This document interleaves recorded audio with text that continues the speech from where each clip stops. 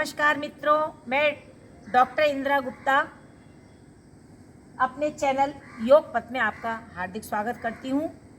और थायराइड की जो पहली वीडियो आपको दी गई थी जिसमें हमने बताया था कि इस एक्सरसाइज को करेंगे तो आपको लाभ होगा या इस प्राणायाम को करेंगे तो आपको लाभ होगा।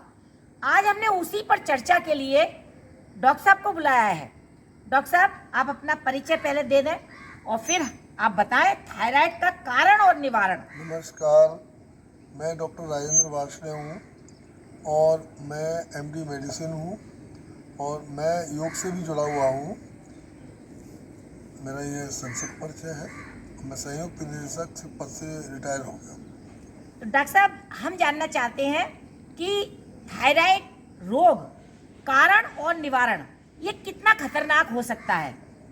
लोग इसको थायराइड जो रोग है वो हमारे एक गले के पास एक ग्रंथि होती है, थायराइड ग्रंथि। उससे बनने वाले हार्मोन के असंतुलन से थायराइड रोग पैदा होता है। और जब ये थायराइड हार्मोन की कमी हो जाती है तो इसको हाइपोथायराइडिज्म कहते हैं, जिसमें व्यक्ति लेथार्जिक हो जाता है, मतलब सुस्ती आने लगती है, मोटापा बढ़ने लगता है, काम करने में मन नहीं लगता है। और अगर यही थायराइड हार्मोन की मात्रा ज़्यादा होने लगती है तब इसको हम जो है पतला होने वाला थायराइड कहते हैं। इसमें शरीर पतला होने लगता है, भूख ज़्यादा लगती है, एंजाइटी हो जाती है, ट्रेमर्स हो जाते हैं। ये सब चीज़ें जो है जब थायराइड ज़्यादा बनने लगता है उसमें होता है ये तो थायराइड की बात। डॉक्टर साहब, इससे क्या ये कुछ गंभीर बीमारी है? देखिए, जब बीमारी कोई भी है वो तो बीमारी होती है, और थायराइड क्योंकि हार्मोन से नियंत्रित होती है इसलिए ये विशेष है, क्योंकि ये शरीर के कई अंगों पे वो डालती प्रभाव, और शरीर के मेटाबॉलिज्म और पच अपच उस पर भी प्रभाव डालती है। अतः ये थोड़ा गंभीर, अगर इसको सही तरह से नहीं ठीक किया गया तो गंभीर स्थिति में पहुंच सकती है। तो डॉक्टर साहब, इसके निवारण के लिए हम घरेलू कोई उपचार हो या आपकी मेडिसिन्स हो ऐसी जो आप हमें बताएं। अधिकांशतः देखा गया है कि ये दोनों ही तरह के इसमें पाई जाती है, पुरुष में भी स्त्री में भी, और स्त्रियों में ज़्यादा पाई जाती है। ये हाइपोथायराइडिज्म, मोटापे वाली जो है थायराइड जो है वो, उसको ठीक करने के लिए हमको हमारे यहाँ एक एल्ट्रोक्सिन या थायरोक्सिन नाम से गोली आती है। उसमें हम लोग पहले क्या करते हैं, इसकी जांच कराते हैं रक्त की, उससे पता लगती है कि किस तरह की थायराइड है। उसमें T3, T4 और TSH ये जो जांच होती है उससे पता लगता है, और उसके बाद हम दवा शुरू करते हैं जो कि खाली पेट ली जाती है। दूसरा क्या है इसका, उसको सही करने के लिए योग और प्राणायाम ये बहुत अच्छी चीज़ है, इससे भी हम इसको सही कर सकते हैं। और इसमें जो है सिंहासन है, आपका उज्जाई है, ये बहुत प्रमुख प्राणायाम है जो जिससे कि हम इस रोग को बिल्कुल सही कर सकते हैं बिना दवाई की। दवाई छूट जाएगी और रोग सही हो जाएगा। और तीसरा आयुर्वेदिक या प्राकृतिक उपचार है, वो उपचार आपके किचन में उपलब्ध है।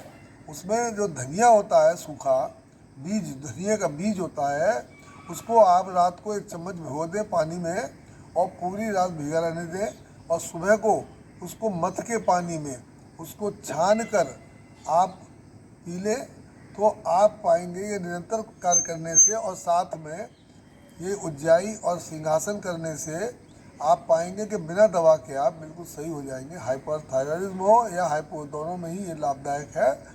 और इसके लिए जो है बहुत से आयुर्वेदिक दवाइयाँ अब आने लगी हैं, जिसमें आपका पतंजलि की एक थायरोग्रिट आती है जो 2 गोली सुबह 2 शाम लेते हैं खाना खाने के बाद। ये हमारा थायराइड सही करने का लिए है। अब जो है ज़्यादा वाली, जो कम वाली, जो पतली जो होने वाली थायराइड है, जब ज़्यादा हो जाता है थायराइड तो उसके लिए भी एक उपचार है। उसका न्यूमरकाजोल आती है, टेबलेट आती है। परंतु जो विधि मैंने आपको बताई योग और प्राणायाम की और धनिया वाली, वो आपको दोनों तरह की थायराइड में काम आ रही है। तो डॉक्टर साहब, ये जो आपने एक बार धनिया का प्रयोग बताया था तो वो मुझे कई स्टूडेंट्स ने मेरी कक्षा में, योग कक्षा में, उसको किया और उनको लाभ हुआ, क्योंकि आप कक्षा में एक बार आए थे तो आपने बताया था। लेकिन एक बार आपने बताया था हरे धनिया की पत्ती भी आपने बताई थी। हाँ, ऐसा कर सकते हैं आप कि आप जो है जो सूखा धनिया जो रात को भिगोते हैं और सुबह को आप मथ के और उसका पानी छान के पी सकते हैं। परंतु इसके बाद भी आप दिन में 2 या 3 बार हरे पत्ते की जो धनिया की पत्ती आती है हरी, वो क्या कहते हैं आप पहले थोड़ा गर्म पानी में भिगो दें जिससे ये कीटाणु रहित हो जाए। और उसके बाद जैसे आप सूखा वो धनिया जो हरा है वो आप चबा चबा कर आप खा सकते हैं। दिन में 2 बार 3 बार अच्छा। खा सकते हैं। चटनी बना के भी खा सकते हैं, उसमें कोई मसाला वसाला ना डालें। तो एक तरह से उसको वो भी बहुत लाभदायक है। धनिया का प्रयोग जो है लाभदायक है। और धनिया जो है हरी पत्ती है, इसमें जो रक्त का संचार बढ़ता भी है रक्त से, और थायराइड भी सही होता है। हमारे कई मरीजों को इससे लाभ हुआ है। मैं हाइब्रिड थेरेपी करता हूँ जिसमें कि आयुर्वेदिक और प्राकृतिक और ये अंग्रेजी दवाइयों का प्रयोग करता हूँ मैं। उससे मैंने देखा है कई मरीजों में काफ़ी लाभ मिला है। बहुत बढ़िया, बहुत बहुत धन्यवाद डॉक्टर साहब आपका। आपने इतने सुंदर तरीके से और सरल तरीके से हमारे सारे योग साधकों को और हमारे चैनल को जो भी दर्शक देख रहे हैं इस समय, उन सबको आपने समझाया। आपका बहुत बहुत धन्यवाद डॉक्टर साहब। तो मैं तो ये कहूँगा कि व्यक्ति को अंग्रेजी दवाइयों का भी सहारा ले और साथ में योग और प्राणायाम करे और आयुर्वेद की उन दवाइयों का भी उपयोग करे कि जो परमानेंट क्योर कर देती हैं मरीज को। धन्यवाद। Please like share and subscribe my channel योग पथ।